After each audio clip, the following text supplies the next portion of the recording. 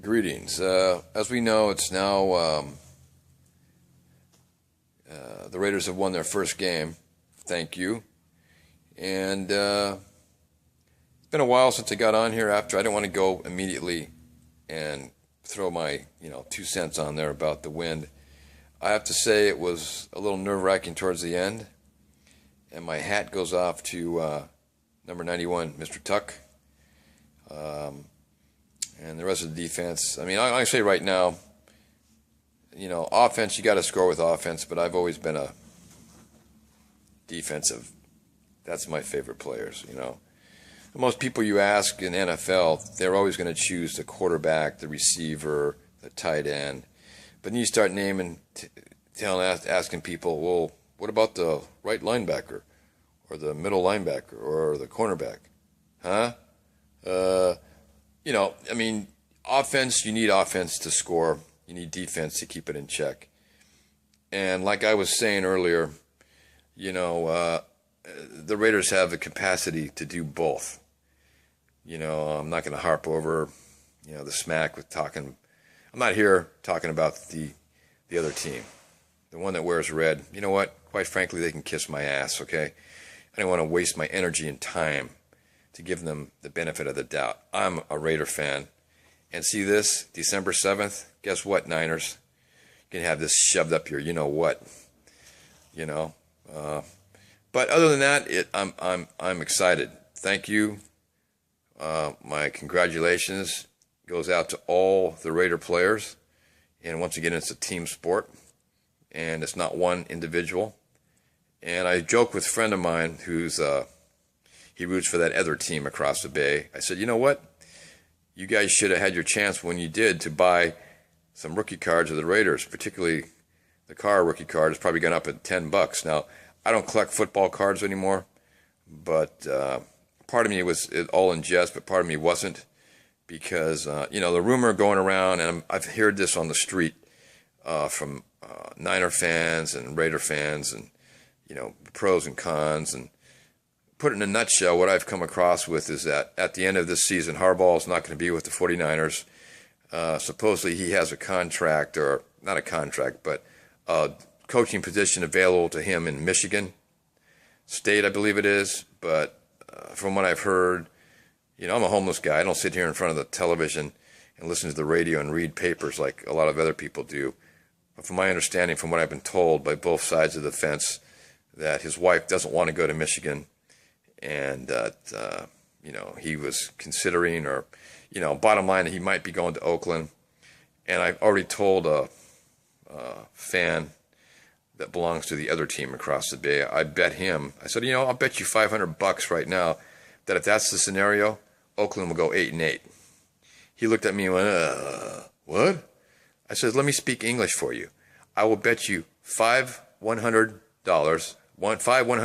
bills, which is 500 American dollars, that if Harbaugh goes to the Oakland Raiders next year for the season of 2015, that the Oakland Raiders will go 8-8, 8 wins, 8 losses.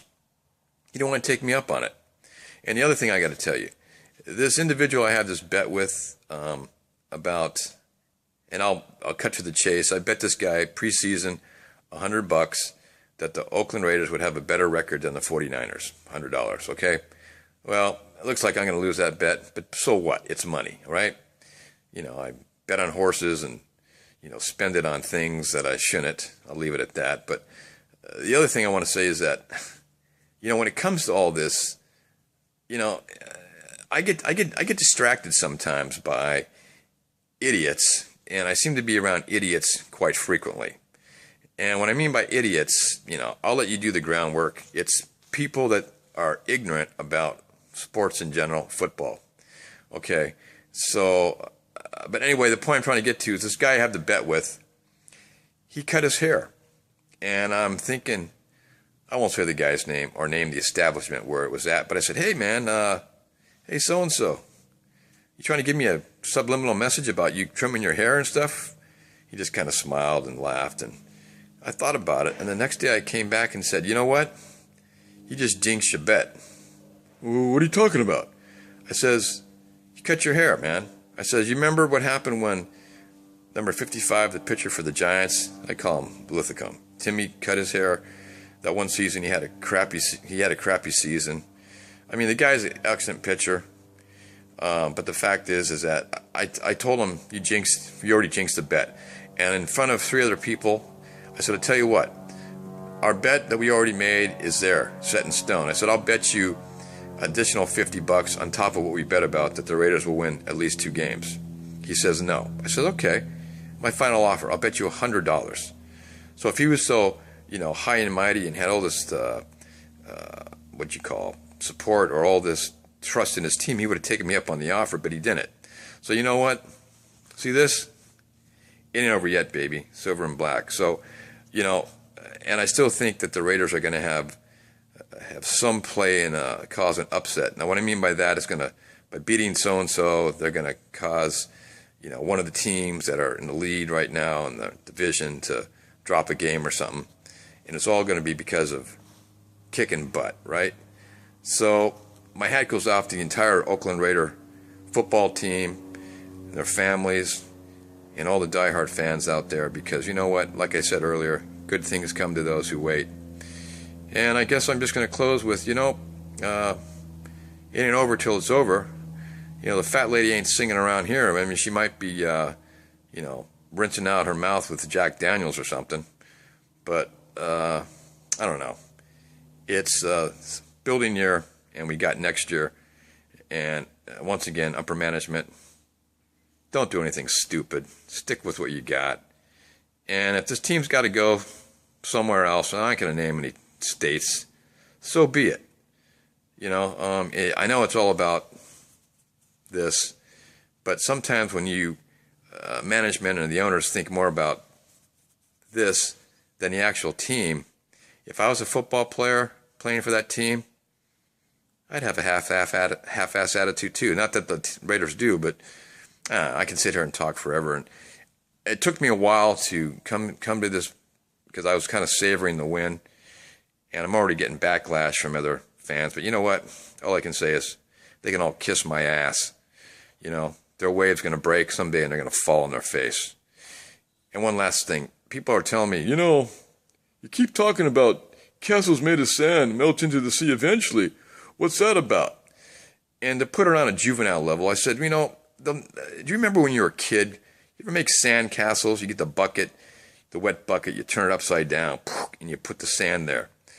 Eventually when the water comes in, what happens? It washes out away the sand castle.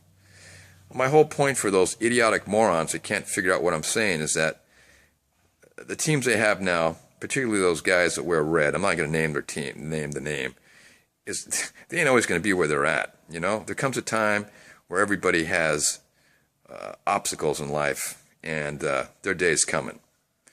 Now, with that being said, peace out. I'm looking forward to December 7th. Hopefully I'll be able to go and swing this in the air. Maybe swing it at some... I won't do that.